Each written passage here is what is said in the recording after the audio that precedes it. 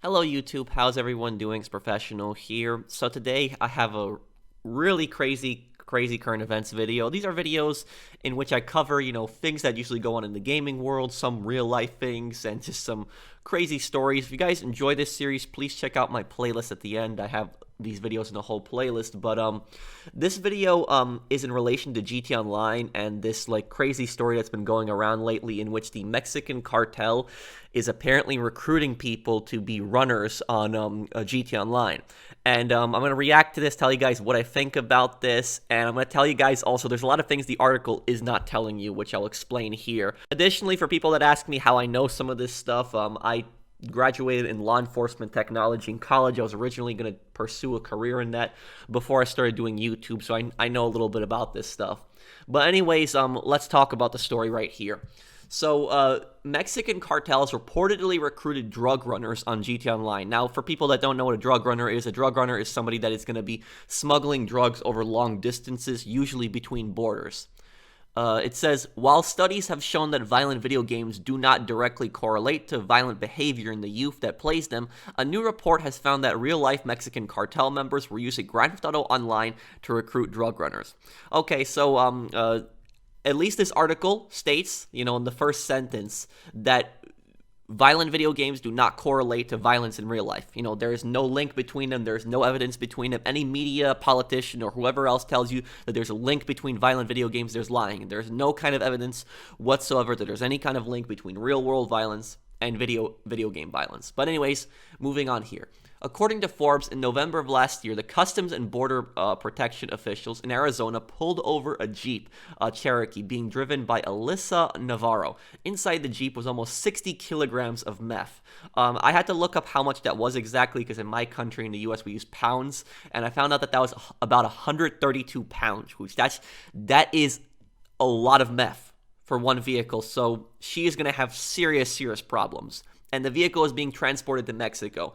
When Border Protection asked Navarro how she had gotten all the drugs and why she was driving with them, she said it all started after she met a man while playing GT Online. Now, even though this seems ridiculous, this story, this is believable. This could have happened exactly how she's saying it happened.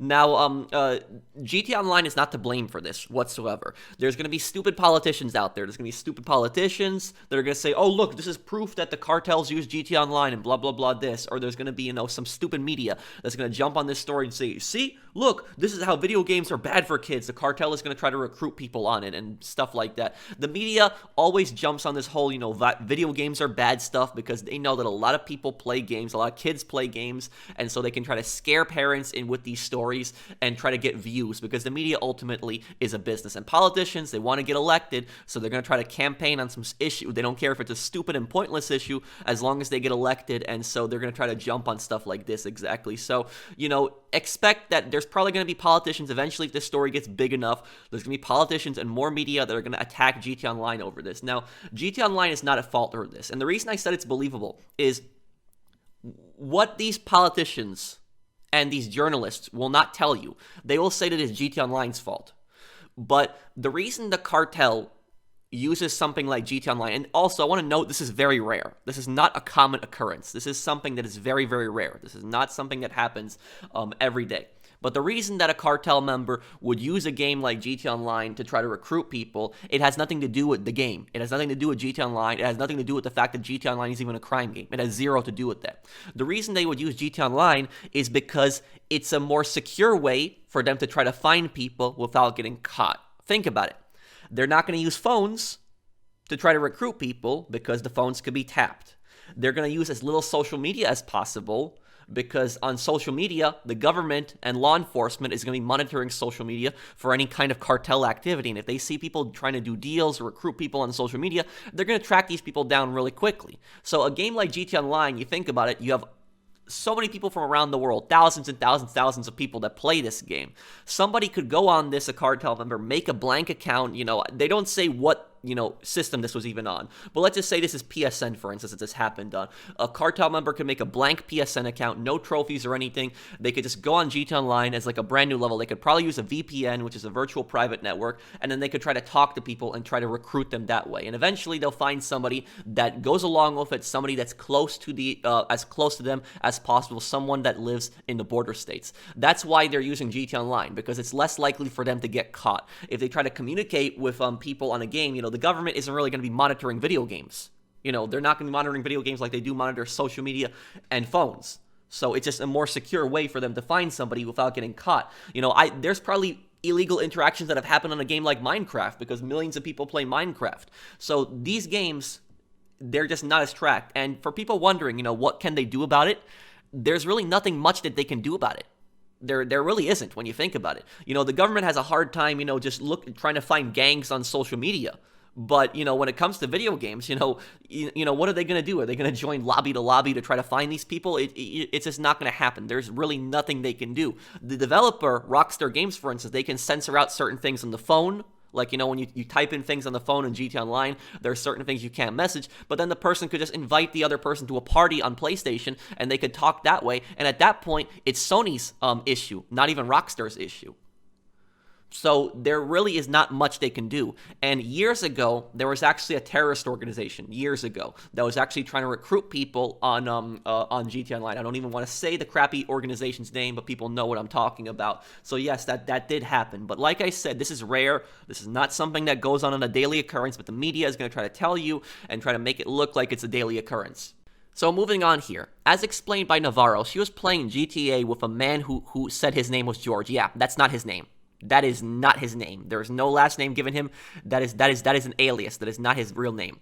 After playing a few rounds together, they eventually exchanged Snapchat info and later met up in person in Phoenix. Now, I'm not too familiar with Snapchat. I don't use any kind of social media, so I really don't know much about it. So somebody in the comments could probably tell me more about that. But I'm assuming that Snapchat would be harder to track than like Facebook, for instance. But so they did end up meeting up on a social media platform. And then it says, once they met in person, Navarro says George asked her to be a runner and transport electronic items in a Jeep from Arizona to Mexico. And he would pay her $2,000 per trip with a rising rate depending on how many electronics she delivered. Okay. The electronics are a cover. That's the whole thing. It's a cover. It's so that if the vehicle gets pulled over by law enforcement, the person can tell law enforcement that they have electronics in the vehicle, but it's more of a cover for the person. So it's to convince the person that they are actually smuggling or, trying to drive electronics from one place to another, which I guess, driving large amounts of electronics, as long as, they're yours, it's not illegal. But it's kind of suspicious when you're driving tons of electronics like that from one country to another, and somebody's going to pay you $2,000 per trip.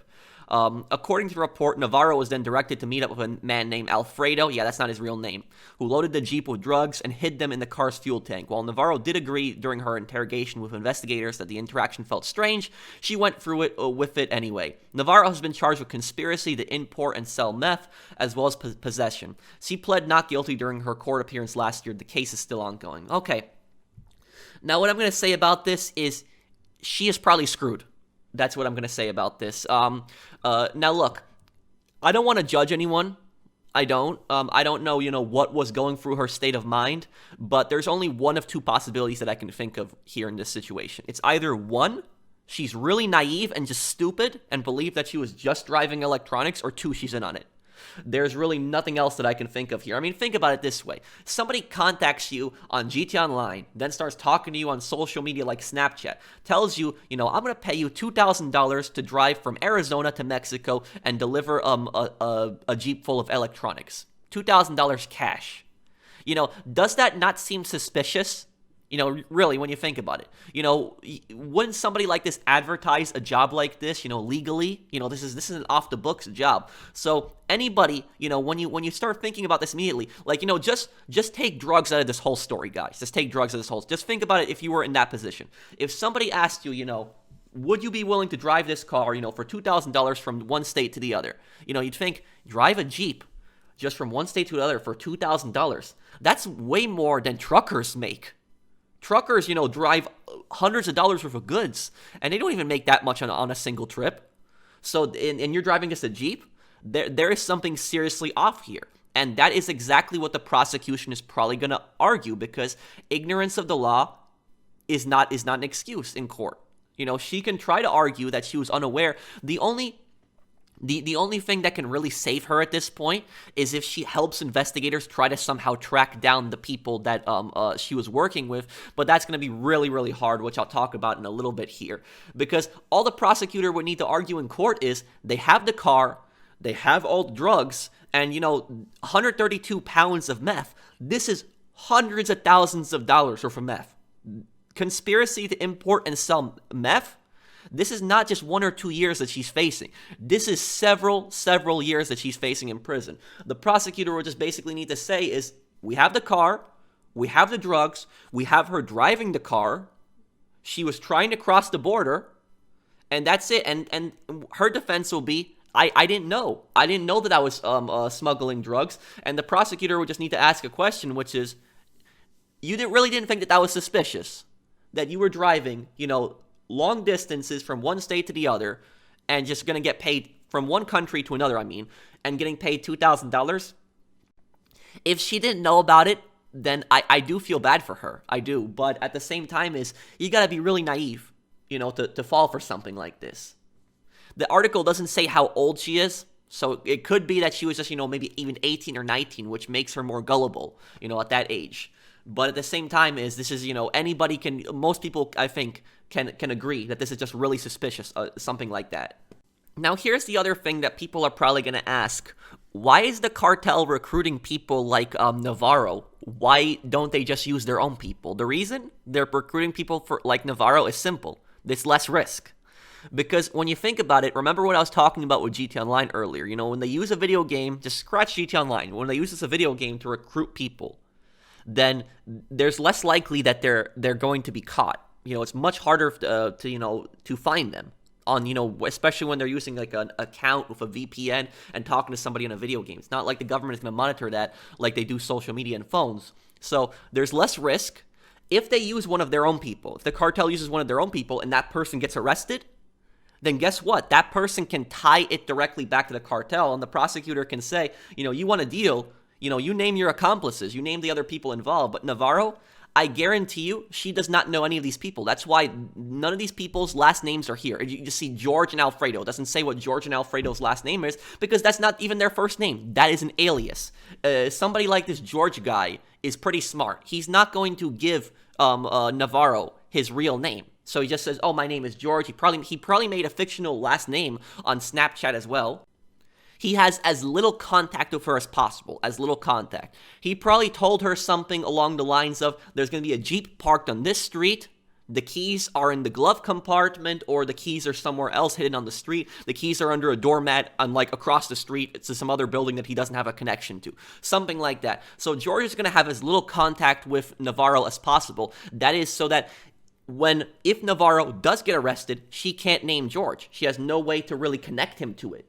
She has no proof of really who he is. And Alfredo, it doesn't say how much contact she has with him. It just says she met with him, and then he loads the Jeep with drugs. But she probably has as little contact with him as possible, and they don't meet at a building. They probably met at some place like a parking lot or something like that. It's not anywhere that they can directly trace.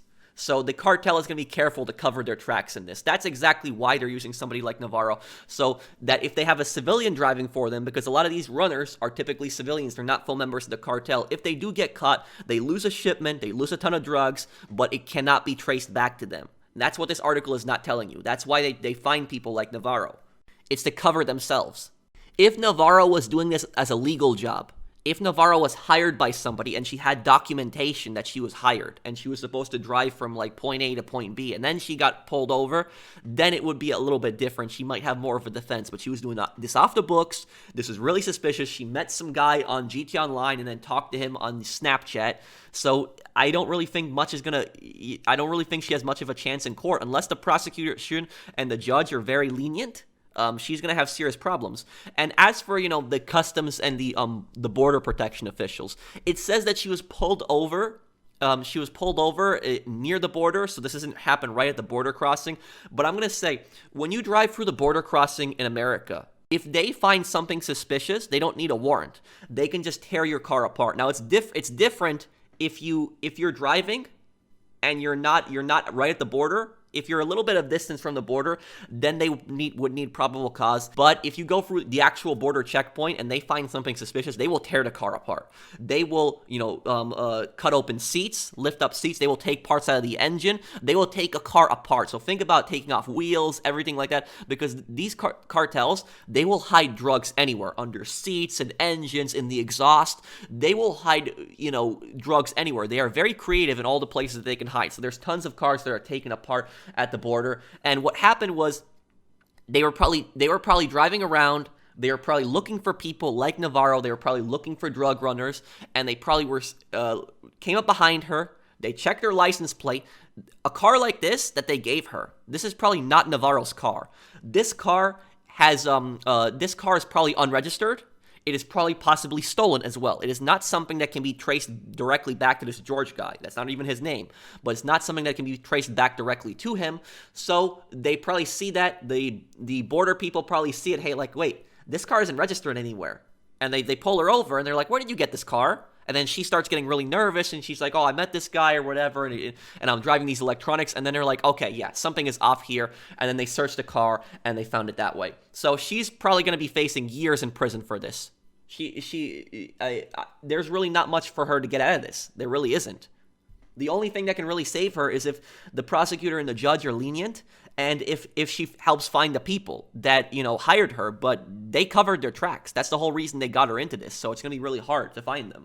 A lot of people don't understand how hard the cartel tries to just get drugs into America, and so forth, and even, back and forth. It's, back and forth. Drugs go both ways also, into Mexico, and they go into America as well. But there have been situations where people have gotten out of a situation like this, but it was a little bit different, where the cartels would actually spy on people. So they would actually spy on people, and they would try to find people.